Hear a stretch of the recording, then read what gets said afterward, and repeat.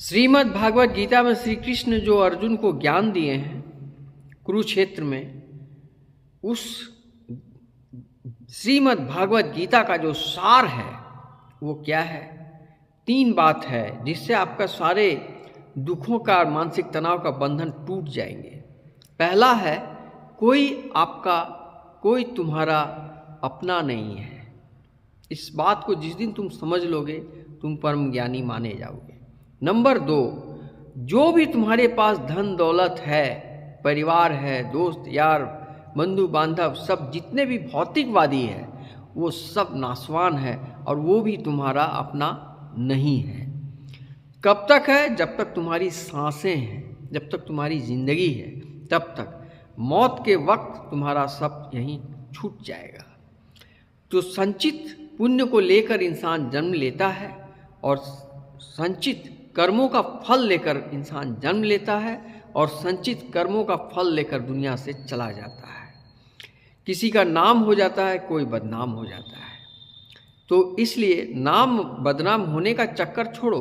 तुम कर्म के क्षेत्र में आए हो और तुम्हारा बड़े भाग्य से 84 लाख योनियों के बाद मानव कुल में जन्म पाए हो। इस जन्म को सार्थक बनाओ, आध्यात्मिकता लाओ, भक्ति मार्ग में आओ और भौतिकवादी दुनिया में भटक करके जिसके पीछे तुम इतना आग्रही, जितने पीछे तुम दौड़ रहे हो, जिस मोह लोभ क्रोध के कारण दौड़ते जा रहे हो, समय का पंछी उड़ता चला जा रहा है। और भक्ति मार्ग और आध्यात्मिकता और परम परमेश्वर में तुम्हारी आत्मा को जो समर्पण करना है, वो वक्त तुम्हारा निकल जाएगा तो फिर अंत में पछताने से कोई फायदा नहीं है। इसलिए मानव कुल में जन्म लेने का जो मूल उद्देश्य है कि इस जीवन मरण के जो साइकिलिंग है, इससे मुक्ति पाना, यही गीता का ज्ञान है। इसलिए आज से 3 संकल्प ले लो कि हम सात्विक जिंदगी जिएंगे, झूठ नहीं बोलेंगे और किसी के आत्मा को ठेस नहीं पहुंचाएंगे।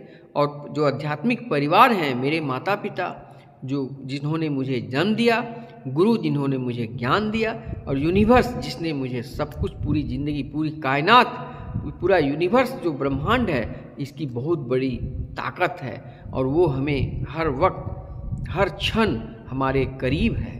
वो हमें सब देखता है कि मेरा क्या क्या कर्तव्य है, क्या मैं करता हूँ। इसलिए कर्मों के अनुसार जीवन में सुख दुख मिलते हैं। इसलिए मन, कर्म और वचन, इनको शुद्ध रखने का प्रयत्न करो। यही श्रीमद् भागवत गीता का मूल उद्देश्य है। प्रेम से बोलो हरे कृष्णा, राधे राधे।